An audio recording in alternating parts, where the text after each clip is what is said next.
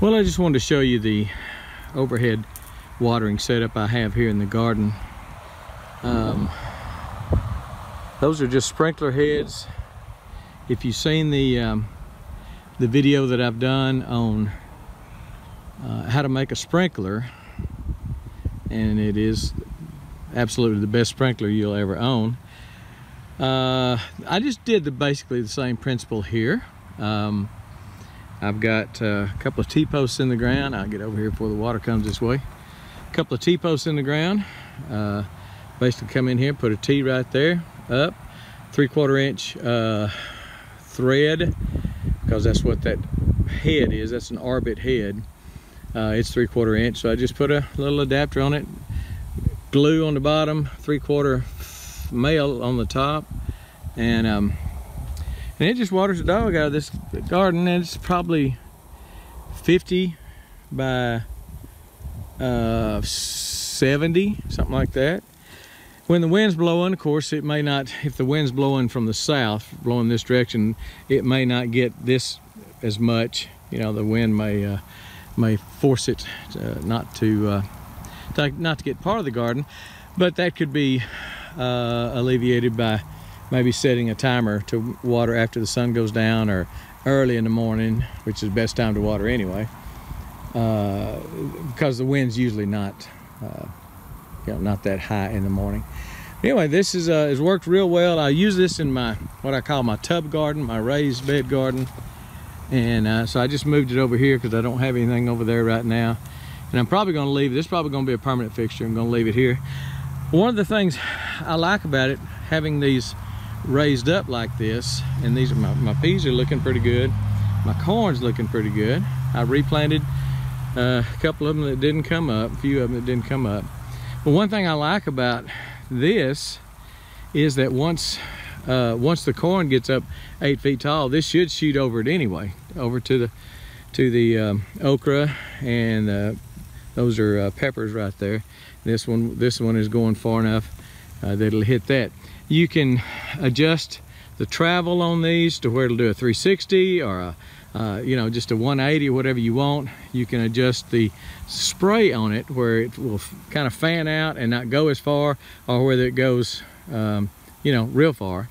And I've got it, I may need to increase it just a little bit to make sure when the wind's blowing it comes out here and touches these edges.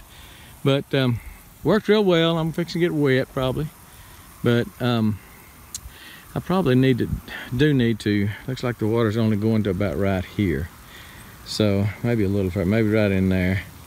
So I need to adjust the spigots on them a little bit so it'll spit out a little bit further. But that is a look at the fall garden, and it is also a look at sprinklers. I would highly suggest, if you want to water overhead, and I've tried this spring and many springs, I have tried drip irrigation. This year I didn't lay out drip. I just did a soaker hoses down the rows, and that's just, that's a chore unless you have a soaker hose for each row or a drip for each row, and I didn't. I was moving it, and this, man, I can turn it on and walk off. So it waters while I'm doing something else, and I like it. I replanted my grow arches with some yard-long beans. While I'm here, I'll show you go ahead and show you the garden without getting too wet maybe. I replanted my peas. I showed you the rabbit damage on my peas in there, and I replanted those. They hadn't come up yet. Replanted that, hadn't come up yet. But I did replant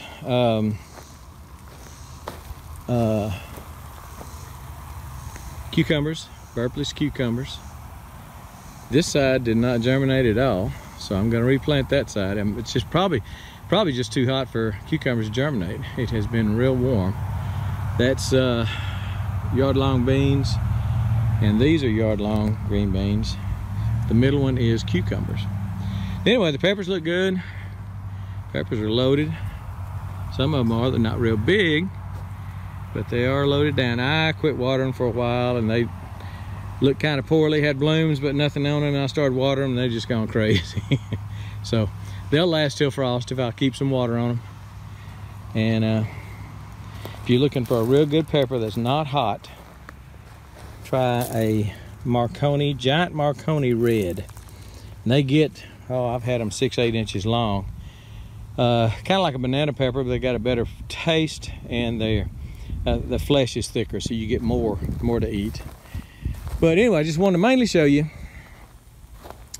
the sprinkler system, and it does a great job. When the wind's not blowing, it's not really blowing right now, it will reach that outside row. So I just have to decide if I want to water some of the grass out there and, you know, make it shoot further, or just save me having to mow that outside grass. And of course, on the end here, just like any of them, on the end you'll just put a fitting that allows you to attach a hose to it, a hose bib fitting, I believe they call it.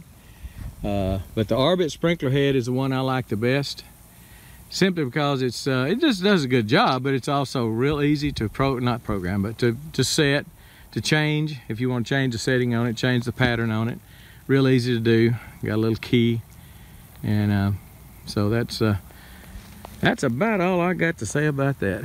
Garden looks pretty good. I'm just wondering if the rabbits are going to get my peas when they come up. And I know the rabbits have gotten some of those beans too, those yard longs, because some of them came up and they ain't no more. So I'm just going to have to assume rabbit got them too. You know, I had no trouble with rabbits in the spring, and I believe it's because there's just so much green in the spring, the rabbits just don't care.